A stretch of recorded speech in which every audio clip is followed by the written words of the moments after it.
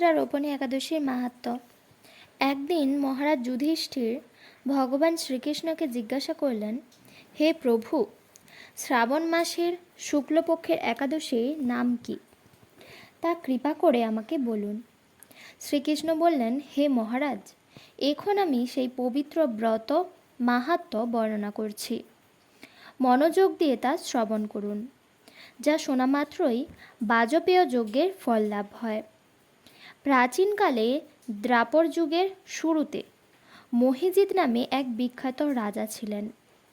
তিনি মাহিষ্মতি নগরে রাজত্ব করতেন।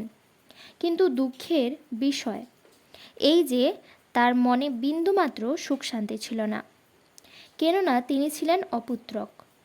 পুত্রহীনের ইহলোক পরলোক কোথাও সুখ হয় না।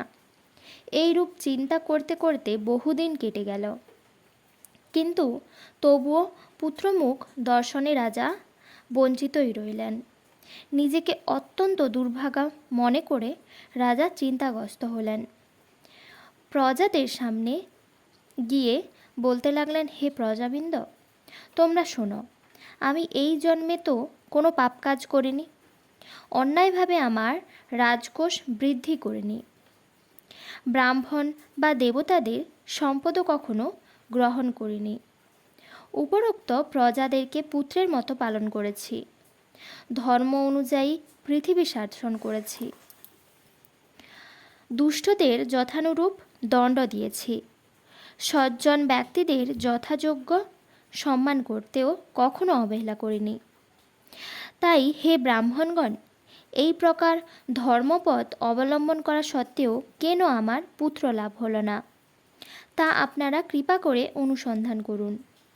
রাজার এই প্রকার কাতর উক্তি শ্রবণে ব্যথিত রাজভক্ত পুরোহিত ব্রাহ্মণগণ রাজার মঙ্গলের জন্য গভীর বনে ত্রিকালজ্ঞ মুনি ঋষির কাছে যেতে মনস্থ করলেন। বনের মধ্য ঋষিদের আশ্রম সকল দেখতে দেখতে তারা এক মুনির সন্ধান পেলেন। তিনি দীর্ঘায়ু, নিরোগ, নিরাহারে ঘোর তপস্যায় মগ্ন ছিলেন। সর্বশাস্ত্র বিশারদ, ধর্মতত্ত্বজ্ঞ ও ত্রিকালজ্ঞ সেই মহামুনি লোমশ নামে পরিচিত। ব্রহ্মার এক কল্প অতিবাহিত হলে মুনিবরের গায়ের একটি লোম পরিত্যাজ্য হতো। এই কারণে এই মহামুনির নাম লোমশ। তাকে দেখে সকলেই ধন্য হলেন। তারা পরস্পর বলতে লাগলেন যে, আমাদের বহু জন্মের সৌভাগ্যের ফলে আজ আমরা এই মুনিবরের সাক্ষাৎ লাভ করলাম।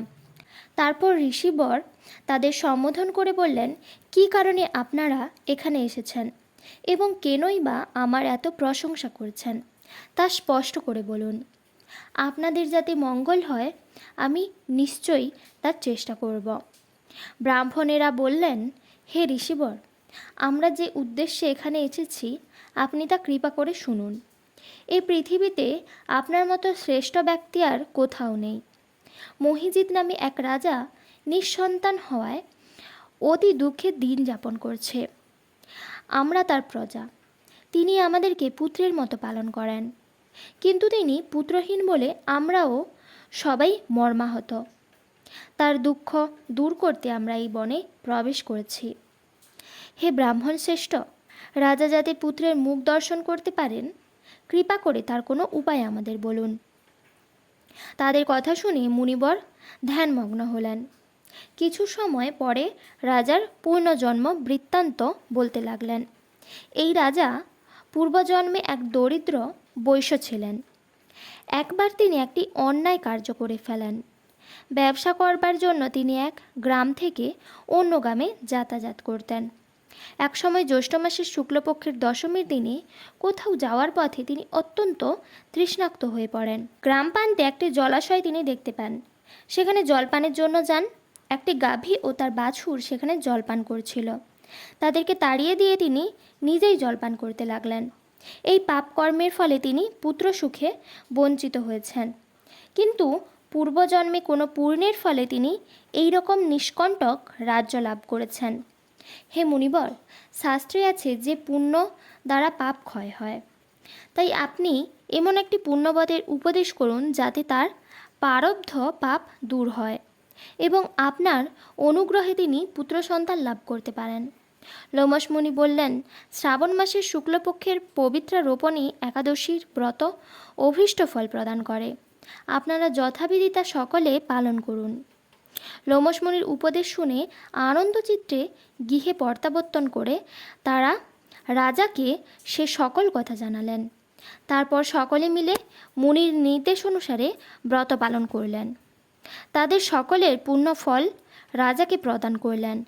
সেই পুণ্যপ্রভাবে রাজমহর্ষি গর্ভবতী হলেন।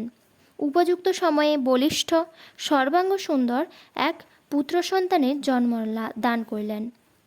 ভবিষ্যোত্তর পুরাণে এই মাহাত্ম্য বর্ণিত হয়েছে। এই ব্রত মাহাত্ম্য যিনি পাঠ বা শ্রবণ করবেন তিনি সমস্ত পাপ থেকে মুক্ত হবেন এবং পুত্রসুখ ভোগ করে অবশেষে দিব্যধাম প্রাপ্ত হবেন।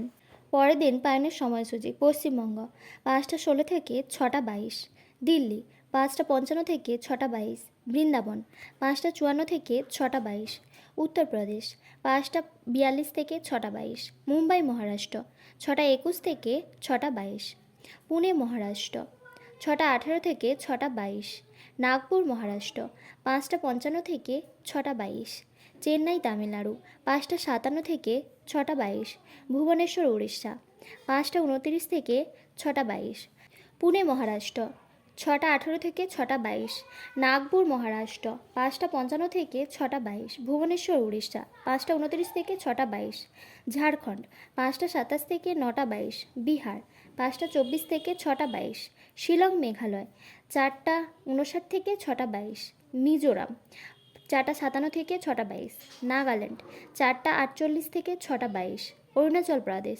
4টা 52 থেকে 6টা 22, হিমাচল প্রদেশ 5টা 51 থেকে 6টা 22,